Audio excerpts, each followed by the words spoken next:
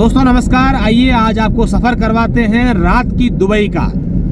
अगर आप रात में दुबई सैर के लिए निकलते हैं, हालांकि अभी यहाँ दुबई में 9 सवा 9 बजे हैं, और अगर इंडिया की बात करें तो अभी टाइम हुआ है 11 बजे। और 9 बजे अब अगर आप दुबई निकलते हैं तो देखिए किस तरीके से दुबई जो है वो आपको चमचमाती हुई नज़र आएगी। चारों ओर रोशनी ही रोशनी आपको नज़र आएगी, और जहाँ आपकी नज़र जाएगी, ये जो आप देखिए यहाँ आपको सबसे बड़ी बिल्डिंग नज़र आ रही है, बुर्ज खलीफा है। ये बुर्ज खलीफा की सबसे बड़ी बिल्डिंग है।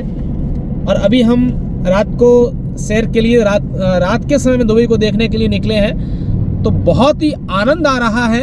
हालांकि आज रमज़ान महीने का पहला दिन है, पहला रोज़ा है, तो आज दुबई स्वतः ही एकदम से चमचमा रही है। और आज पूरे दिन हमारे इमरान भाई जो हैं पाकिस्तान से, वो हमें बहुत ही शानदार अच्छी सैर करवा रहे हैं।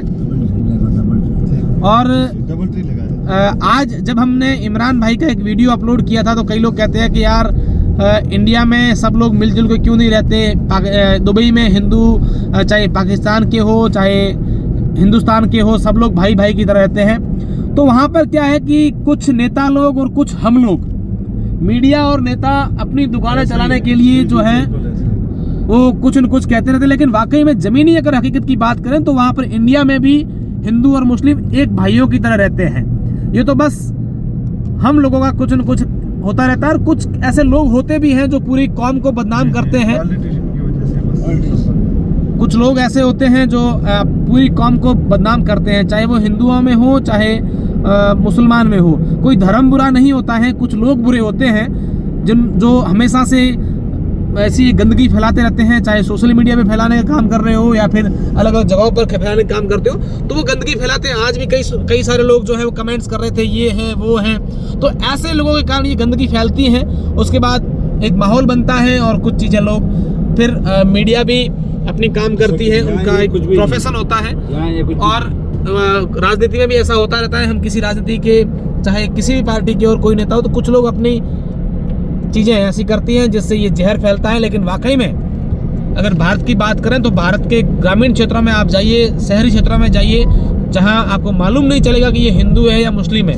अपने सगे भाइयों से ज़्यादा भाई बन के रहते हैं। और दुबई में उसका एक बहुत अच्छा उदाहरण यहाँ पर है। यहाँ किसी प्रकार की कोई राजनीति नहीं होती है, और अगर राजनीति ऐसी नहीं होती है तो मीडिया भी अपना काम करती है। इस प्रकार की फालतू चीज़ों में यहाँ पर कोई ध्यान नहीं देता है। हालांकि मैं किसी की क्रिटिसाइज नहीं कर रहा, किसी की बुराई नहीं कर रहा, लेकिन जो हकीकत है वो है, उसको आप नकार नहीं सकते। वो स्वीकार है, वो तो आपको स्वीकार करनी पड़ेगी।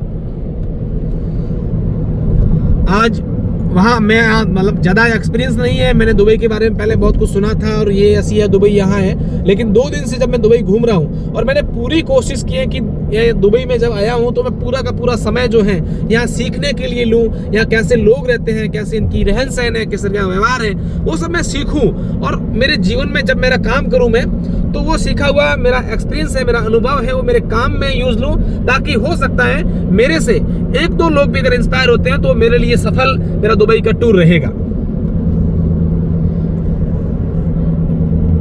तो ये दुबई की रात्रि सैर हम आपको करा रहे हैं।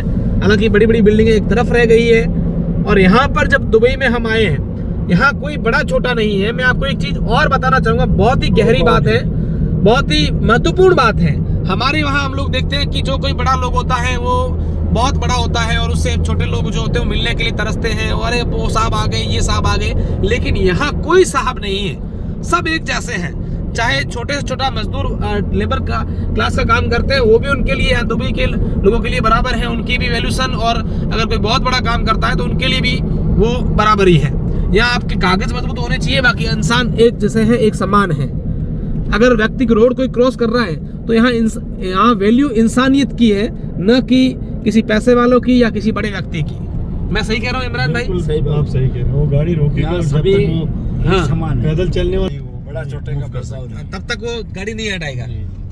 अगर बहुत ही बड़ी बात है।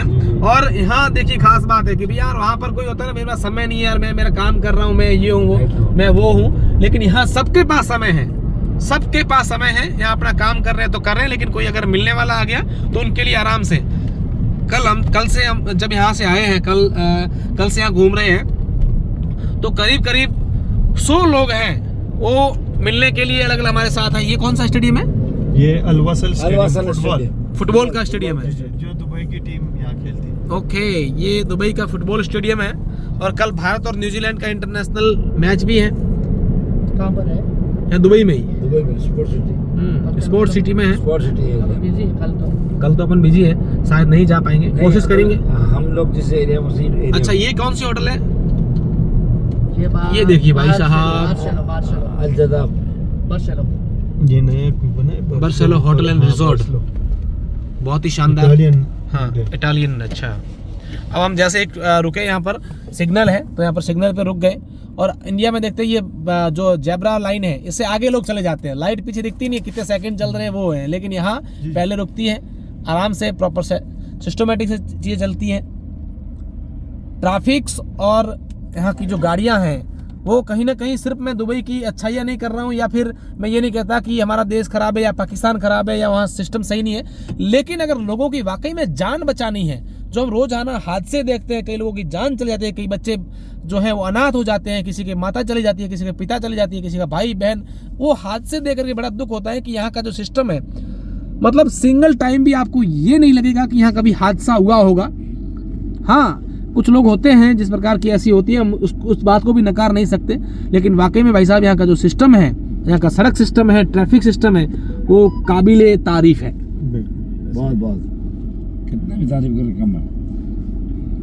यहाँ के लोग, अशोक जी, अपने भारत में भी होना चाहिए पर नहीं, कुछ कारण है उसके पीछे, पॉलिटिशियन है, बाकी तो अपना नियम अपने देश में भी है।